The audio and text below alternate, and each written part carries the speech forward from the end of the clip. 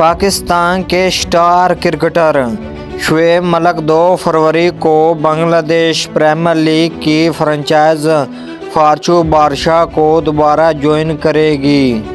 Star کھلاڑی شعیب ملک 3 فروری کو کھلنا tiger کے خلاف ہونے والے میچ کے لیے ٹیم کو دستیاب ہوں گے۔ شعیب ملک گزشتہ ہفتے ذاتی وجوہات کی بنا پر BPL چھوڑ کر دبئی روانہ ہو گئے تھے۔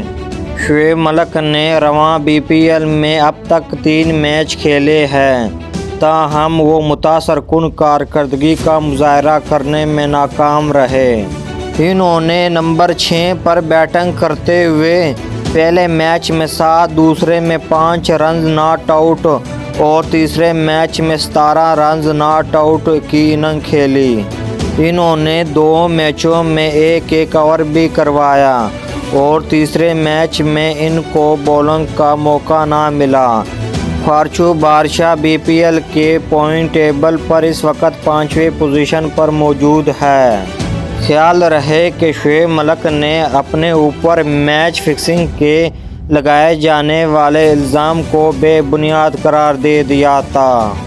شعیب ملک کی فرنچائز فارچو بارسا کے مالک بیضان الرحمان کی جانب سے بھی سوشل میڈیا پر بیان جاری کیا گیا، جس میں انہوں نے کہا کہ شعیب ملک پر فکسنگ کے الزامات بے بنیاد ہیں۔